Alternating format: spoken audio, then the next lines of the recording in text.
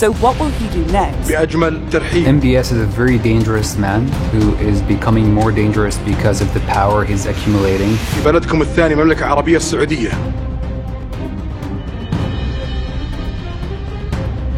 አስገራሚው የመሐመድ ቢን ሰልማን የቅንጦት ኑሮ አደገኛውና ባለመንታ መልኩ የሳውዲ ልዑል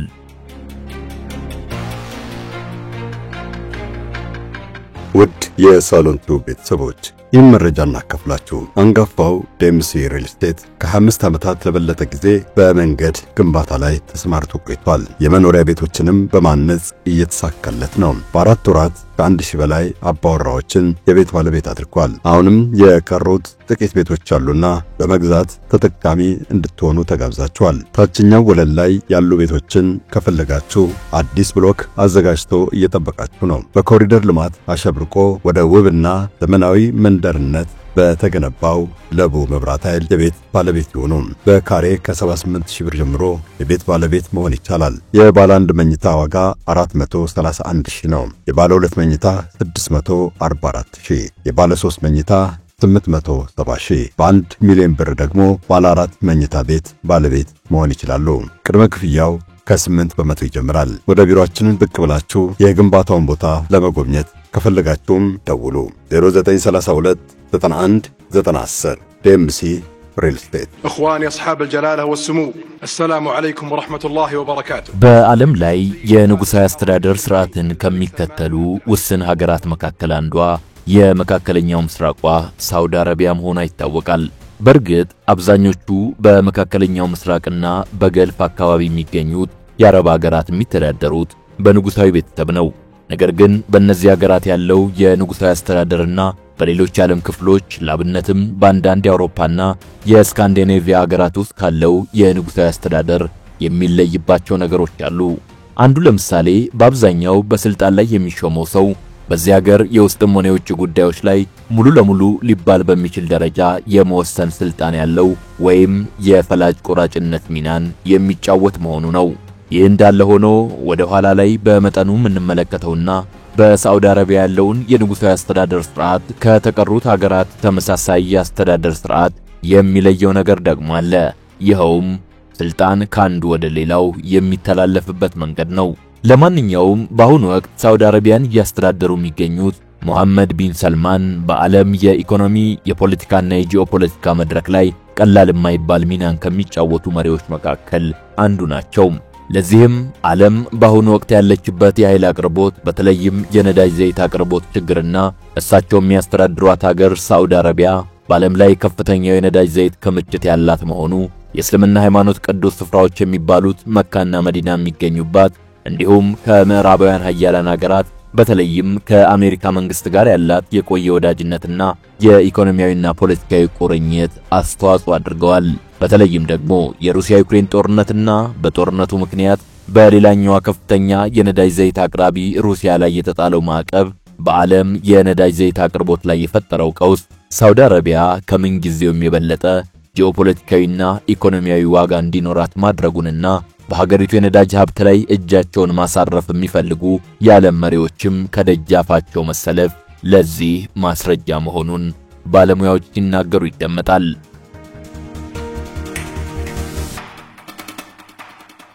ሆኖም ክራውን ፕሪንስ የሚል ማዕረግ ያላቸውን የሳውዲውን ልዑል መሐመድ ቢን ሰልማንን የመገናኛ ብዙሃን ትኩረት እንዲያገኙ ያደረጉ ሌሎች ጉዳዮችም አሉ።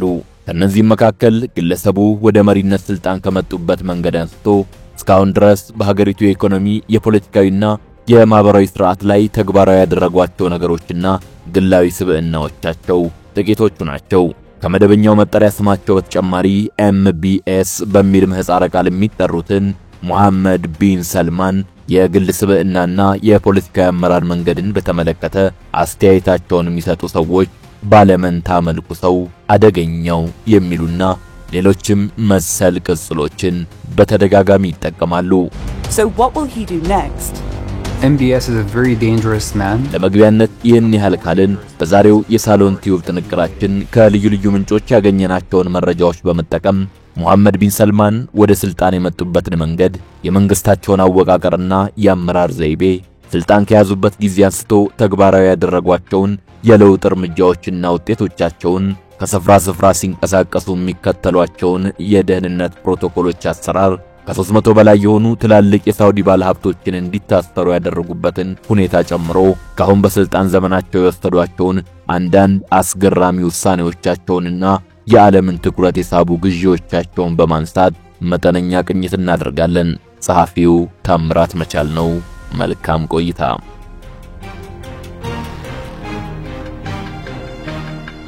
በቅድሚያ ሙሐመድ ቢን ሰልማን እንዴት ወደ ስልጣን እንደመጡና ከዚህም ጋር አያይዘን የሳውዲ አረቢያ መንግስት የንጉሳዊ አስተዳደር ስርዓት ከሌሎች መሰል አስተዳደሮች ስለሚለይበት ነገር በመጠኑ እንመልከት። أرحب بكم بأجمل ترحيب في بلدكم الثاني المملكة العربية السعودية. ትልቅ የቆዳ ስፋት ያላት በረሃማ ሀገር ሳውዲ አረቢያ እንደ አንድ ነፃ መንግስት ከተመሰረተችበት ከ1920ዎቹ በኋላ ባሉት ዓመታት የተለያዩ ንጉሶች ወይም ልዑላን አስተዳድረዋታል። እዚህ ጋር ቀድሞ የእንግሊዝ ከዚያም አሁን ድረስ የዘለቀ ብርቱ የአሜሪካ ተጽዕኖ እንዳልተለያት ሳይዘነጋ እስካሁን ድረስ ሀገሪቱን ከመሩትና ካስተዳደሩት ሰዎች መካከል ለአብነትም ንጉስ ፉአድን በህዝባቸው ዘንድ ተወዳጅና በውጭው ዓለም ደግሞ በጣም ዝነኛና ታዋቂ እንደነበሩ ይነገርላቸዋል። ምናልባት እንደ መሪ ካበረከቱት አስተዋጽኦና ተወዳጅነት አንፃር ሲለኩ ውጤቱ የተለያየ ሊሆን ቢችልም ከንጉስ ፉአድ ንጉስ ፈይሰል ቀጥሎ በዓለም ዙሪያ በጣም ታዋቂና በመካከለኛው ምስራቅ ብሎም በዓለም ፖለቲካ፣ ኢኮኖሚና ጂኦፖለቲካ ላይ ቀላል የማይባል ተጽዕኖ ካላቸው ሀገሪቱን ከመሩ ሰዎች መካከል ሙሐመድ ቢን ሰልማን በሁለተኝነት ሊጠቀሱ ይችላሉ።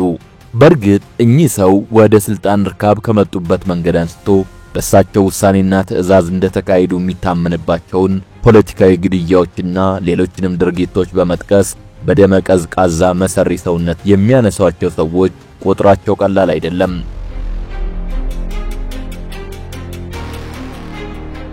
በሳውዲ አረቢያ ስልጣን ካንዱ ወደ ሌላው የሚተላለፈው እንደሌሎቹ ከአባት ወደ ልጅ ወይም ከላይ ወደ ታች ሳይሆን ከወንድም ወደ ወንድም ወይም ወደ ጎን ነው ይላል ዘ ኢኮኖሚስት በዚህ ዙሪያ የሰራው አንድ ዘገባ። ዘገባው እንደሚገልጸው የሙሐመድ ቢን ሰልማን አባት ሰልማን ከሳቸው በፊት ስልጣን ሊይዙ የሚችሉ ወንድሞች ቢኖራቸውም ከነሱ መካከል ሁለቱ በመሞታቸው ስልጣን ለመያዝ ቻሉ። ሙሐመድ ቢን ሰልማንም እንዲሁ ቀድሞአቸው ስልጣን ሊሾሙ የሚችሉ ከሌላ የሚወለዱ ወንድሞች ነበሯቸው። ሰልማን ግን ከሌሎቹ ለመሐመድ የበለጠ ቀረቤታ ያሳዩ ነበር ይባላል። በ2015 የሳውዲ አረቢያ ንጉስ የሚለውን ማዕረግና ስልጣን በጨበጡበት ወቅት ደግሞ የልጃቸው የመሐመድን አልጋ ወራሽነት የሚያጠናክሩ ስራዎች እንደሰሩ ይነገራል። ሙሐመድ ቢን ሰልማን በመጨረሻ የአልጋ ወራሽነት ስልጣን ከመያዛቸው በፊት አባታቸው ሰልማን የተለያዩ ሹመቶችን እንደሰጧቸውና ኋላም ቁልፍ በሆኑት የመከላከያና የኢኮኖሚው መስክ ላይ በኃላፊነት መሾማቸውን ለአብነት መጥቀስ ይቻላል።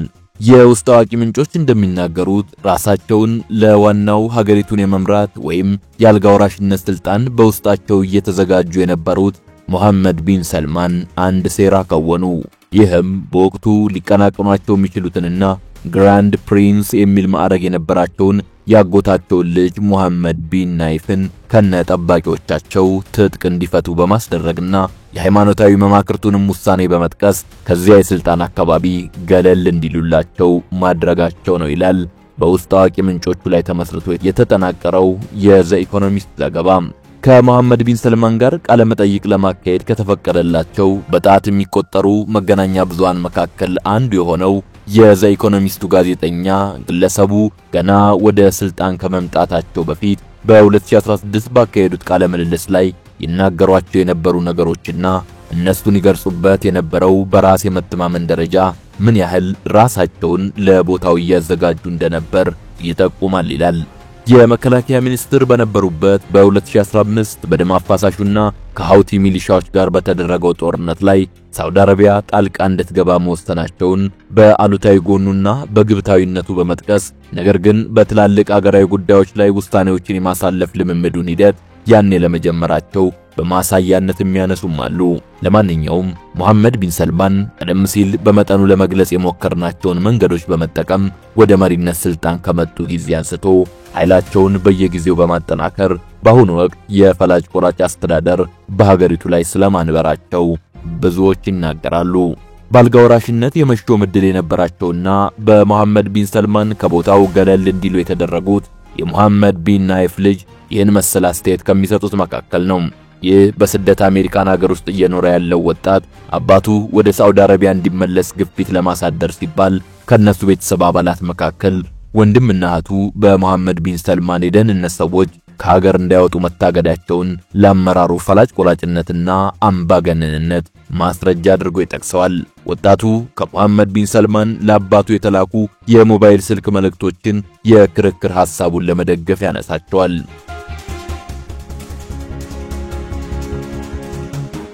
ለመሆኑ መሐመድ ቢን ሰልማን በሀገሪቱ ሁለንተናዊ እንቅስቃሴ ላይ ይህን መሰል የመቆጣጠርና የመወሰን አቅምን ያዳበሩት እንዴት ነው ለሚለው ጥያቄ የሳውዲ አረቢያ መንግስት የንጉሳዊ አስተዳደር ስርዓት ታሪክ ምን እንደሚመስልና እርሳቸው ወደ ስልጣን ከመጡ በኋላ የተከሰተውን ሁኔታ መመልከት ያስፈልጋል።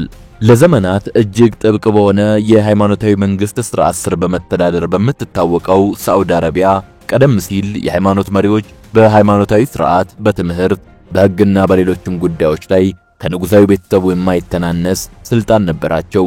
መሐመድ ቢን ሰልማን ወደ ስልጣን ከመጡ በኋላ ግን ይህ ሁኔታ በብዙ መልኩ እንደተቀየረ ነው የሚነገረው። መሐመድ ቢን ሰልማን ለተገበሯቸው አንዳንድ ለውጦችና ለስልጣናቸው መደላደል የእነዚህ ሃይማኖታዊ መሪዎች የመወሰን ስልጣን ማጣታቸው የተጫወተው ሚና ከፍተኛ እንደሆነም ተንታኞች ይናገራሉ። እዚህ ጋር ሊጠቀስ የሚገባው የመሐመድ ቢን ሰልማንን የፖለቲካዊ ስብዕናና የአስተዳደር ዘይቤ ጭምር የሚያሳይ ነገር አለ። ይኸውም የሃይማኖታዊ መሪዎቹ ለመሐመድ ቢን ሰልማን እርምጃዎች አጸፋ እንዳይሰጡ የተደረገበት መንገድ ነው።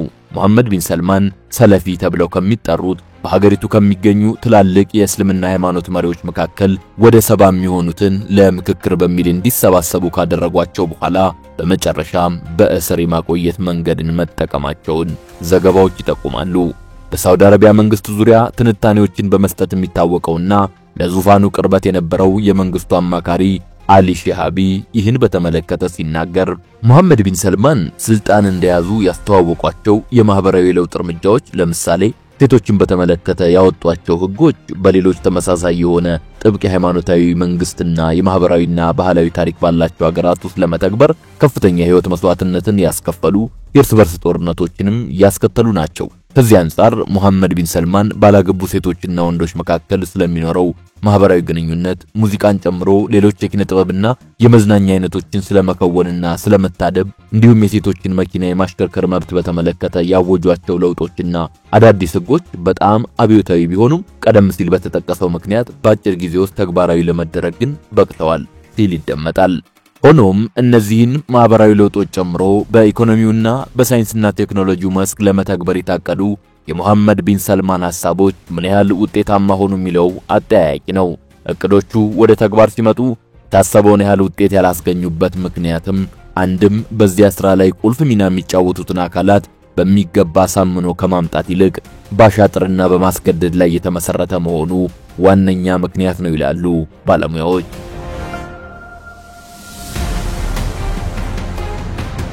ለምሳሌ ቪዥን 2030 የሚለውና የሳውዲ አረቢያን ኢኮኖሚ ከነዳጅ ዘይት ጥገኝነት በማላቀቅ ሌሎች አማራጭ የገቢ ምንጮችን የመፍጠር እንቅስቃሴን ማንሳት ይቻላል።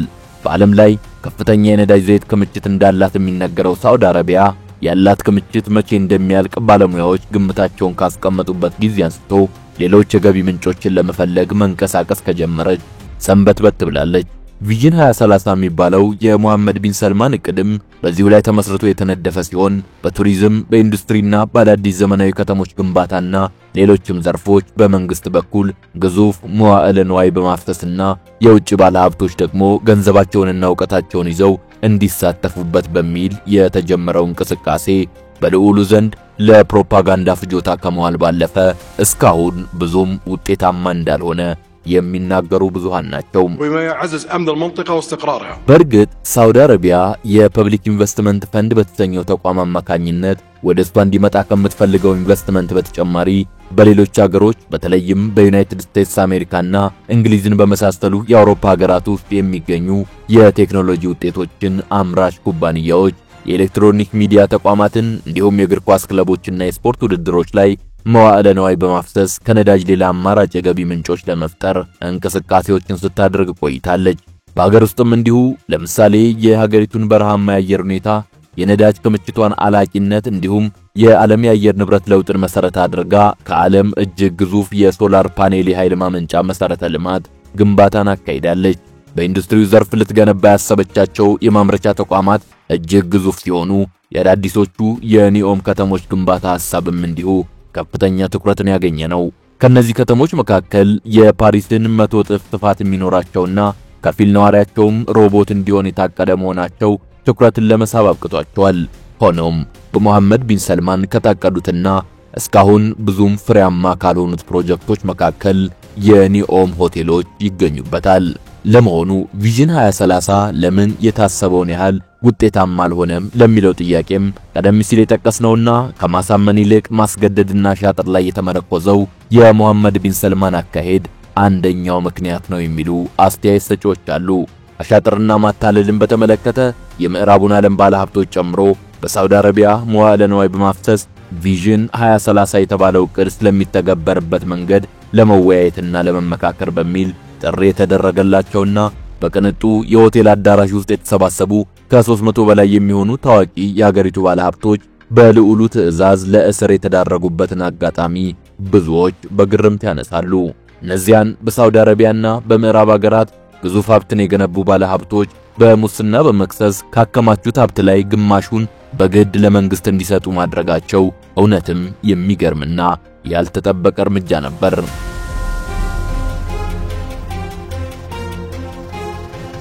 የመሐመድ ቢን ሰልማን የፖለቲካ ስብዕናቸው ሌላኛው ዋነኛ መገለጫ መንትያ መልክ ያለው መሆኑ ነው። በአንድ በኩል ከፍተኛ የወጣቶች ቁጥር ያለበትን የሳውዲ አረቢያ ህዝብና ከህዝቡ መካከል ደግሞ የሴቶችን መብቶች የተመለከቱ የለውጥ እርምጃዎችን ሲወስዱ የሚታዩት መሐመድ ቢን ሰልማን ለመንግስታቸው የሚቀርብ ምንም አይነት ተቃውሞና ትችትን ግን ለማስተናገድ አይፈልጉም። መሐመድ ቢን ሰልማን በታዋቂ የምዕራብ ሀገራት ዩኒቨርሲቲዎች የተማሩና የሀገራቸው ዜጋ የሆኑ አማካሪዎችን በዙሪያቸው ቢያሰባስቡም በትላልቅ የውስጥና የውጭ ጉዳዮች ላይ ማንንም ሳያማክሩ ውሳኔ ሲያሳልፉ ደግሞ ይታያል። ለምሳሌ በየመን ከሃውቲ ሚሊሻዎች ጋር በተካሄደው ጦርነት ላይ ልዑሉ ውሳኔ ሲወስኑ፣ ሌላው ቀርቶ ሳውዲ ሁነኛ አጋሪ ናት የምትላትን አሜሪካንን ሳታማክር ነበር። አንድ አስተያየት ሰጪ ደግሞ እንደሚለው መሐመድ ቢን ሰልማን በአንድ በኩል በሳውዲ አረቢያ ለዘመናት ክልክል የነበረውን ሙዚቃን በአደባባይ እንዲካሄድ ፈቅደው ሲያበቁ ለብዙዎች ደም መፍሰስ ምክንያት የሆነ ጦርነት ውስጥ ጣልቃ ሲገቡ ደግሞ ይታያሉ። እነዚህና ሌሎችም ብዙ የመንትያ የፖለቲካ ስብዕናቸው መገለጫዎች ላይ የጀማል ካሾጊን ጨምሮ በሌሎች ተቃዋሚዎች ላይ በሳቸው ትዕዛዝ ተካሂደዋል የሚባሉ ፖለቲካዊ እርምጃዎች ደግሞ አደገኝነታቸውን ጭምር እንደሚያሳዩ ብዙዎች ይናገራሉ። ግለሰቡን የለውጥ አርበኛ ናቸው የሚሏቸው እንዳሉ ሁሉ ልታይ ባይነት የሚያጠቃቸው ራሳቸው ለሳውዲ አረቢያ ምትክ የለሽ መሪ አድርገው የሚያዩ በውሳኔዎቻቸው ግብታዊነት የሚያጠቃቸው ናቸው በሚሉ ቅጽሎች የሚገልጿቸውም ሰዎች አልጠፉም። أصحاب الجلالة والسمو ሌላው ከመሐመድ ቢን ሰልማን ጋር በተያያዘ የሚነሳው እጅግ የተንደላቀቀው ያኗኗራቸው ሁኔታ፣ የገንዘብ አወጣጣቸውና ከስፍራ ስፍራ ሲንቀሳቀሱ የሚጠቀሟቸው መጓጓዣዎች እንዲሁም የሚደረግላቸው የፕሮቶኮል ስርዓት ነው። የሳውዲን ታዋቂ ባለሀብቶች በሙስና የከሰሱት መሐመድ ቢን ሰልማን ልክ ከሳቸው በፊት እንደነበሩት የሳውዲ አረቢያ መሪዎችና ባለስልጣናት በብዙ ቢሊዮን ዶላሮች የሚገመተውን ሀገሪቱ ከአሜሪካ ጋር በምታካሄደው የጦር መሳሪያ ግዢና በሌሎችም ግዙፍ የንግድና ኢንቨስትመንት ስምምነቶች ላይ በሙስና ተዘፍቀዋል የሚል ክስ ይቀርብባቸዋል። መሐመድ ቢን ሰልማን ከማስገረም አልፎ ከአንዳንድ የሀገራቸውና የህዝባቸው እውነታ አንጻር ሲታዩ የሚያስተዛዝቡ ግዢዎችን በእርግጥም በማካሄድ ይታወቃሉ። በፈረንሳይ የሚገኘውና የንጉስ ሉዊ 14ኛ መኖሪያ የነበረውን ቤተ መንግስት በ301 ሚሊዮን ዶላር መግዛታቸው የዓለምን ትኩረት ከሳቡ ዜናዎች መካከል አንዱ ነበር። ይህ የፈረንሳይን የቤተ መንግስት ኪነ ህንጻ አሰራር ተከትሎ የተገነባ ቤተ መንግስት ውስጡ በወርቅ የተሞላ ከክሪስታል ማዕድን በተሰሩ ባለጌጥ የመብራት ማንጠልጣዮች ያሸበረቀ ሲሆን የቅንጡ ስፍራነት ሌላኛው ማሳያ ደግሞ በውስጡ የሚገኘው ፏፏቴ በአይፎን ስልክ የሚታዘዝ መሆኑ ነው ይላል ለዚህ ጥንቅር ዋቢ ያደረግነው ዘገባ።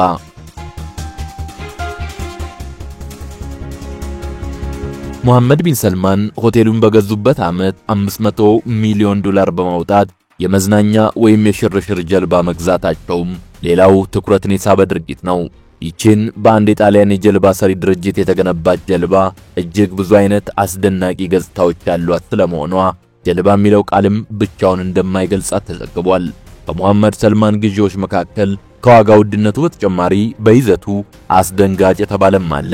ይኸውም ሳልቫቶር ሙንዲ የሚል ርዕስ ያለውና በ450 ሚሊዮን ዶላር የገዙት የሊዮናርዶ ዳቪንቺ ስዕል ነው። وعرفنا لما قدم من أعمال جليلة የሙሐመድ ቢን ሰልማንን ቅንጡ ኑሮና የመሪነት ፕሮቶኮል ስርዓት ከሚያሳዩ ነገሮች መካከል በልዩ ትዕዛዝ ያሰሯቸው አውሮፕላኖች፣ ሄሊኮፕተሮችና አውቶሞቢሎች ናቸው።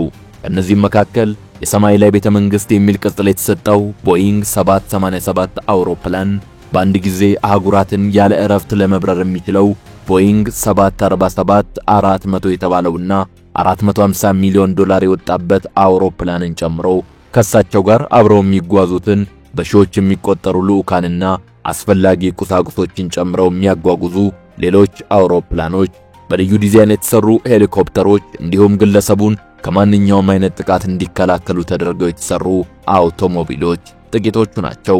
ወደየትም ስፍራ በሚያደርጉት ጉዞ ላይ ለሳቸውና በአጠቃላይ አብሯቸው ለሚጓዘው የልዑካን ቡድን ማረፊያ ሆቴሎችን አስቀድመው ከመያዝ አንስቶ በዘመናዊ የግንኙነት መሳሪያ የታገዘ የደህንነት ጥበቃም አይለያቸውም። ለማንኛውም በሌሎች የአረብ ሀገራት የተካሄዱ አብዮቶች በሳቸው መንግስት ላይ እንዳይፈጸም ሁሌም የሚሰጉትና አስፈላጊውን የደህንነት ጥንቃቄ ሁሉ ለሚያደርጉት መሐመድ ቢን ሰልማን ምናልባት አንዱ ጸር ራሳቸው ናቸው በሚለው የአንድ ተንታኝ አስተያየት ጥንቅራችንን እንቋጭ።